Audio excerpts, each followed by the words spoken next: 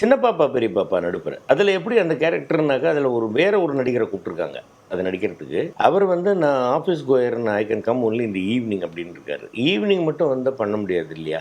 Bhaskar try பண்ணி பாருங்க சக்திவேல் நல்லா பண்ணுவார் அப்படின்னு சொல்லியிருக்காரு. அப்போ கூப்பிட்டாங்க. ஒரு 4 வாரம் வர்ற கேரக்டர் அது. அப்போ கலைஞரப்பா பார்த்துட்டு 2வது வாரம் சகோதரி ராதிகா சரத்குமார் அவர்களுக்கு ஃபோன் பண்ணி அந்த பையன் நல்லா இயல்பாக பண்ணுறாப்புலமா கொஞ்சம் தொடர்ச்சியாக பயன்படுத்திக்கோ அப்படின்னு சொல்ல அந்த கேரக்டர் அப்படியே தொடர்ச்சியாகி 6 வருஷம்.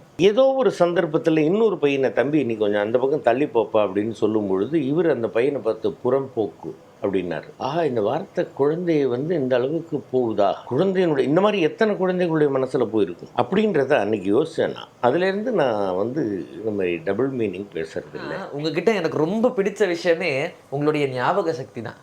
ஒருத்தருடைய பேர் விடாம இதில் சொன்னீங்க இல்லையா, இதே மாதிரி தான் உங்களுடைய படங்கள்லையும் உங்கள் டயலாக்ஸை பார்த்துருக்கோம். செயல் ஒரு பக்கம் இருந்தாலும் டயலாக் டெலிவரி ஒரு பக்கம் ட்ராக்ல ஓடிக்கிட்டு இருக்கோம். பட் ஆனால் இந்த படங்கள் நடிக்கும் போது கேரக்டரை சூஸ் பண்ணுறதுன்றது ஒரு பெரிய டாஸ்க் இல்லைங்களா? இப்போ நீங்கள் நடித்த கேரக்டர் எல்லாத்தையுமே பிக் பண்ணி எடுக்க முடியும். அதுவும் 8 தொட்டாக்கள்லாம் உங்கள் கேரக்டரை பார்க்கும்போது மிரண்டு போய் உட்காந்துட்டு இருந்தோம். ஸோ அது எப்படி சார் சூஸ் பண்ணுறது? இல்லை, அதாவது இப்போ சூஸ் பண்ணுறது அது ஒரு வகை.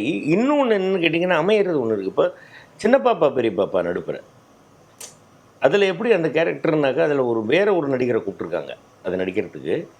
அவர் வந்து நான் office quire I can come only இந்த ஈவினிங் அப்படின்னு இருக்காரு. ஈவினிங் மட்டும் வந்து பண்ண முடியாது இல்லையா?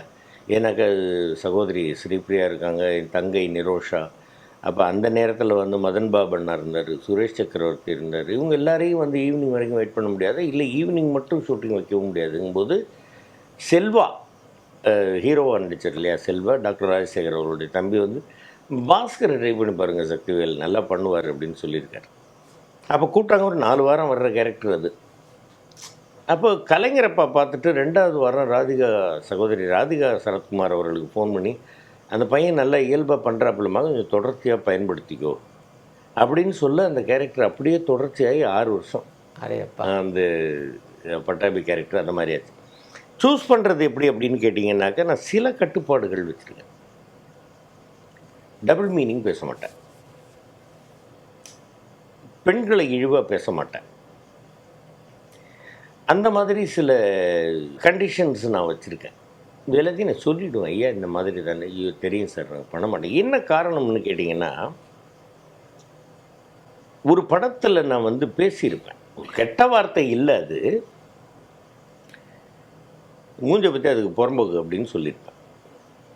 இது அப்போது என்னுடைய மகன் ஆதித்யா பாஸ்கர் 96 செலக்ட் பண்ணார்ல, அவர் சின்ன குழந்தை 2 வயசு 3 வயசு இருக்கும்.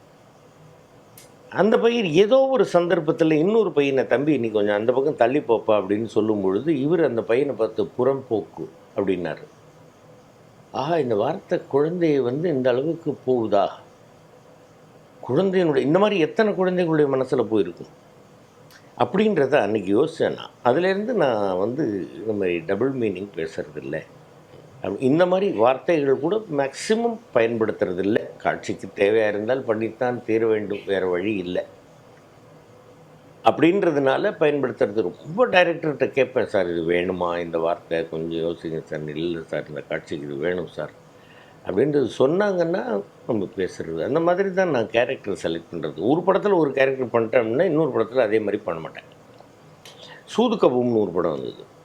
நான் வந்து ஒரு நேர்மையான அரசியல்வாதி. அதில் அதே மாதிரி ஒரு 10 படம் கேட்டாங்க. அந்த படம் வந்தோடனே நான் இல்லைங்க நான் பண்ண மாட்டேங்க அப்படின்ட்டு இந்த வீட்டில் கூட கேட்டாங்க, இவ்வளோ படம் கேட்குறேங்க பேச எல்லாம் ஒரே மாதிரி கேட்குறாங்களே. நீங்கள் இப்போ சூதுகபம் எடுத்துங்க, நேர்மையான அரசியல்வாதி. அது ஒரு புலி வேஷம் எடுத்துங்க, வில்லன் பி வாசுவண்ணா டைரக்ட் பண்ணாங்களே அது. அதுக்கப்புறம் நீங்கள் 8 தோட்டாக்கள் எடுத்துக்கங்க, துப்பாக்கி முனை எடுத்துக்கங்க, ஒன்றும் வித்தியாசமாக தான் இருக்கும். அந்த மாதிரி நான் கேட்கும் பொழுதே இந்த மாதிரி அந்த படத்தில் பண்ணிட்டேங்க வேண்டாம் அப்படின்னு சொல்லிவிடுவேன். ஆனால் அந்த கேரக்டர் நமக்கு கொடுத்ததுக்கு அப்புறமா நாம் எந்த அளவுக்கு அதில் டெடிகேட்டிவாக இருக்குன்றது தான் நம்ம கேரக்டரை பேசுவோம் இல்லைங்களா? இருக்கணும் அப்படிங்கிறது தானே உண்மை. நீங்கள் ஏதோ கேட்டு ஏதோ பண்ணுறேன் ஏதோ பேசிட்டு போகிறேன் அப்படின்னாக்கா அது இது சரியில்லையே. அப்போ ஒரு கேரக்டருக்கான ப்ரிப்பரேஷன் உங்களுக்கு எப்படி சார் இருக்கும்? இல்லை, அந்த கேரக்டர் முதல்ல நீங்கள் அவங்க சொல்லும் பொழுது நான் எல்லார்ட்டையும் சொல்கிறது அதுதான், முதல்ல செல்லை ஆஃப் பண்ணுங்க. டைரக்டர் பேசும்போது குறுக்க பேசாதீங்க. அவருக்கு ஒரு ஃப்ளோ கட் ஆகலாம். கதை விவாதம் அப்படிங்கிறது வேறு. அது அவங்களுக்குள் அவங்க அசோசியேட்டு அசிஸ்டன்ட் டைரக்டர்ஸ் இவங்க எல்லாரும் பேசிக்கிறது, ப்ரொடியூசர்ஸ் எல்லாருமா சேர்ந்து பேசுகிறது. பட் என்ன மாதிரி ஒரு ஆர்டிஸ்ட்டுக்கு வந்து அவங்க வந்து நேரேட் பண்ணும் பொழுது நான் வந்து டிஸ்டர்ப் பண்ணக்கூடாது. நான் அப்படியே கேட்டுக்கிட்டே இருப்பேன் அவங்க சொல்கிறத. சொல்லி முடித்ததுக்கு பிறகு, இந்த இடத்துல இது சொன்னீங்களே அது என்ன சார் அது? அந்த இடத்துல கொஞ்சம் டவுட் இருக்குது எனக்கு. அப்படிங்கிறது எல்லாத்தையும் கேட்பேன். சில முக்கியமான விஷயங்கள் அப்படின்னாக்க எனக்கு முன்னாடியே அந்த டயலாக் கொடுத்துருங்க. இப்போ மலேசியா டு அம்னீஷியாவில் வந்து ஒரு பெரிய இங்கிலீஷ் டயலாக் வரும். வைபவ் கிட்டயும் ஆமா சார். கருணாகிட்டையும் பேசுகிறது. அதை கொடுத்துருங்க அப்படின்னு கேட்டேன். ஏன்னா என்ன இருந்தாலும் எனக்கு இங்கிலீஷே தெரிஞ்சிருந்தாலும் வந்து இங்கிலீஷ் அப்படிங்கிறது வேறு லாங்குவேஜ் எனக்கு.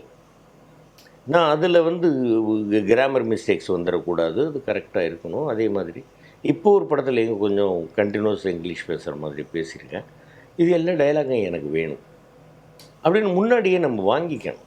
கஷ்டமாக இருந்தது இதுக்காக நான் அங்கே வந்து பார்த்துங்க, நீங்கள் சொல்லுங்கள், நீங்கள் ப்ராம்ப்டிங் பண்ணுங்கள், நான் பண்ணுறேன் அப்படின்றதெல்லாம் நான் பண்ண மாட்டேன். மேக்ஸிமம் அதுக்கு எந்த அளவுக்கு நம்ம எஃபெக்ட் போட முடியுமோ அந்த அளவுக்கு எஃபர்ட் போட்டால் தான் அதில் ஒரு சிறப்பு இருக்குது.